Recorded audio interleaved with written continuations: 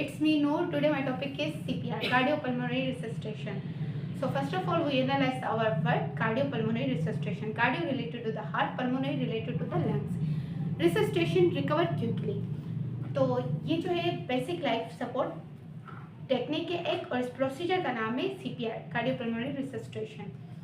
इसके टॉपिक के word name की एनालिसिस हमने कर ली। अब आते हैं कि ये बेसिक लाइफ सपोर्ट टेक्निक कब आई और हम इसे क्यों यूज़ करते हैं, हम आज इसे क्यों पढ़ रहे हैं। ये टेक्निक जो है एवोल्यूट हुई है, यानी इसमें बहुत सारी चेंजिंग हो कर आई है। इससे पहले कहा जाता था माउथ टू माउथ ऑक्सीजनेशन, वो क्यों दी जाती थी, हार्ट को रिकवर करने के लिए। एक पर्सन है 45 ईयर ओल्ड है और उसका दिल जो है सडनली काम करना बंद कर देता है और उसकी बॉडी लाइफ लेस हो जाती है। Life less means absence of pulse और एनीथिंग। अब आप क्या करेंगे? तो काफ़ी सारे लोग जिनको पहले भी बेसिक लाइफ सपोर्ट टेक्निक पता नहीं थी या CPR का प्रोसीजर नहीं आता था, तो वो क्या करते थे, वो बंदे जो है काफ़ी सारे जो है पेशेंट्स वो यूं ही मर जाते थे। लेकिन उसके बाद जब CPR मुतारिफ करवाया गया, उसका बेसिकली यही मतलब है आर्टिफिशियली हार्ट को पंप करवाना, आर्टिफिशियली चलाना। वो क्यों चलाते हैं? ताकि जो है ब्रेन डेड ना हो। आपको पता है कि हमारा जो वाइटल ऑर्गन है पूरी बॉडी में, सबसे ज़्यादा वाइटल ऑर्गन हमारा ब्रेन है। अगर ब्रेन डेड हो जाता है तो पूरी बॉडी भी डेड हो जाएगी।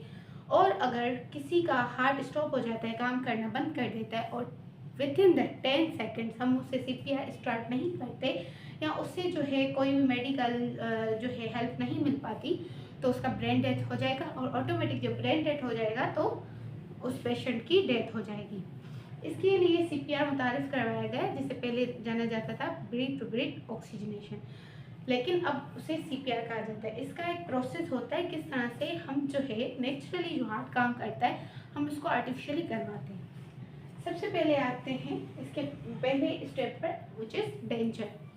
डेंजर, कॉल फॉर इमरजेंसी और आस्क समवन एल्स। अगर आप देखते हैं किसी भी पर्सन को ऐसे डेंजर्स में, इसकी हम पहले भी एक वीडियो बना चुके हैं जो हमारे चैनल पे अपलोड है, आप उसे भी देख सकते हैं, जिसमें पूरा डेंजर एक्सप्लेन किया गया था। लेकिन यहाँ पर एक स्टेप होकर इन्वॉल्व है डेंजर। कॉल फॉर इमरजेंसी और आस्क समवन एल्स। आपने इमरजेंसी को कॉल करनी, इतना टाइम है तो, या अगर आप किसी को अपने सामने देखते हैं तो उसको आप कॉल करें, बुलाएं हेल्प के लिए। देन सेकेंड स्टेप आता है lay the person and their back and open their airways. अगर आप देखते हैं कोई स्टूडेंट, कोई बच्चा है या कोई ऐसा पर्सन है जिसने कुछ इस तरह की क्लोथिंग की हुई है या उस तरह का कुछ ड्रेस पहना हुआ है कि उसके एयर वे ब्लॉक हो रहे हैं उससे, तो सबसे पहले आपने उसको ओपन करना है और उसको ले डाउन, यानी इस तरह से पोजीशन में आपने उसको करना है। देन थर्ड स्टेप आता है if they are not breathing start CPR। आपने उसकी ब्रीथिंग चेक करनी है। आप नोस्ट्रल पे हाथ रखकर चेक कर सकते हैं कि उससे ब्रीथिंग हो रही है। और एक और भी होता है, आप कैरोटिड पल्स चेक करें किसी की भी कि जो है उसकी उसमें ब्लड सर्कुलेशन हो रही है या नहीं। ठीक है, अगर वो सांस नहीं ले रहा तो CPR स्टार्ट कर दें। अबे two rescue breath about 1 second apart. आपने उसको रीयूज ब्रेथ देनी है। इसके लिए मेडिकल इक्विपमेंट्स भी आते हैं, लेकिन आप अगर ऐसी कोई कंडीशन देखते हैं तो उसमें हमारे पास मेडिकल इक्विपमेंट्स मौजूद नहीं होते, तो हम माउथ टू माउथ वो ब्रीथिंग जो है माउथ टू माउथ देते हैं। Two rescue breath about 1 second apart. Then fifth day repeat until medical assistance arrives. Repeat करना है आपने वो प्रोसेस जब तक मेडिकल असिस्टेंस आए। 13 चेस्ट कॉम्प्रेशन, 13 चेस्ट कॉम्प्रेशन आपने उसको देने। Then 6 step turn on security position when breath recover.